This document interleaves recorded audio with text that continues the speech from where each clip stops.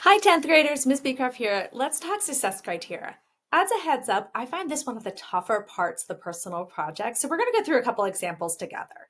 So I gave you characters and you had their learning goal and their product, and you had to think of what could be possible success criteria. So I chose Lightning McQueen. So his learning goal, he wants to learn how to build an engine, and his product, he'll produce an actual engine. And of course, what do we want that engine to do? We want it to run. But for success criteria, I need to be more detailed. I want to be specific and I want to have a way to measure it. So, possible success criteria. I know from my research on race cars and engines that I want the engine to fully function and run for at least 10 minutes. So, I'm specific with that goal and I can measure it.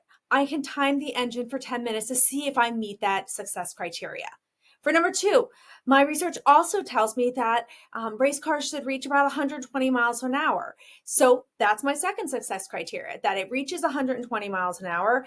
And my method for measuring that is a speedometer. So both of these are specific and they are measurable so that I know exactly if I'll meet my product success criteria, if I'll meet my goals at the end of my project. Since there's so many different types of products that you can have for your MYP personal project, I find four different categories to think about helpful. So aesthetics or form. What do you want your end product to look like? So if it's an art piece, what materials will you use? How big will it be? What colors are included? What emotions are you trying to convey? Your user or your audience. Who is your product for? So does it meet that goals? If you're writing a book and you want it to be a children's book, is it effective at a children's book? So you might have a group of children that read your book and give you feedback. Cost or time constraints. So if you're making a wallet and you don't have a lot of money to make it, one of your success criteria would be, can I make this wallet for under $10? And that can be a success criteria. And that's very specific and it's measurable. You'll know at the end if you've met that goal. And then last is its function. So sorry, let me move my bubble. Oop, maybe not. So for function, what do you want your product to be able to do? So I had a student build a robotic arm. And so he was very specific at the end that he wanted to have lights, he wanted to have this type of movement. And so that could be a success criteria. In your book, you on page 45, you have a really helpful document that has these four categories. It has some weak examples. So my painting must look nice. And then it shows you strong examples of success criteria. So my painting must match the room style. So neutral colors would be best to use. So that's specific and it's also measurable.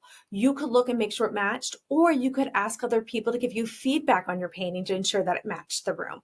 So that page will be really helpful and give some really concrete examples.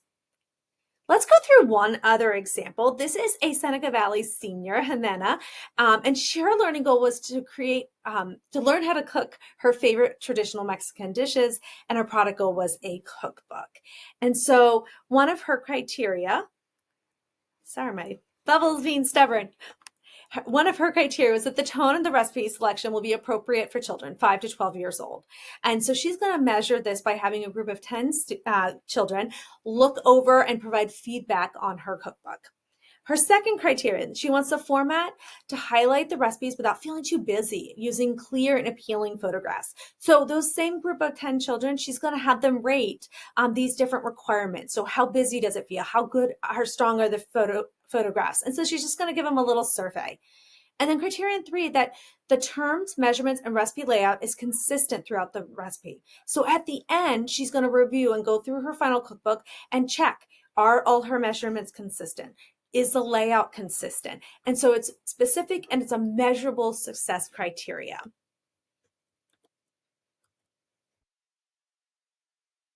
So on page 43, you're going to capture your success criteria. So you need three success criteria.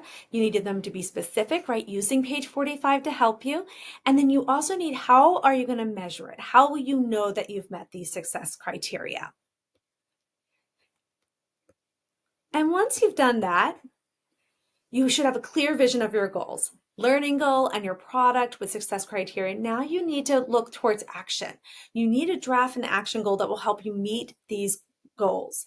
And so on your success criteria document, there's a brainstorming. So you're going to list all the steps you have to take to meet those success criteria. Then you're going to organize them into an action plan that has a date, has the task and a to-do list, has which success criteria that action item is linked to. And then you can have a space for notes. So any progress notes you're having, I sent an email, I need to follow up, whatever your notes are. And so you should have a full action plan that when I look at it, I can step by step see how you're going to meet your product goals, your learning goals, and all of those success criteria.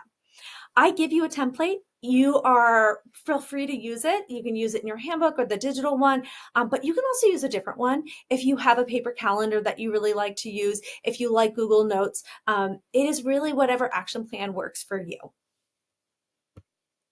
So we've done a learning goal and product goal.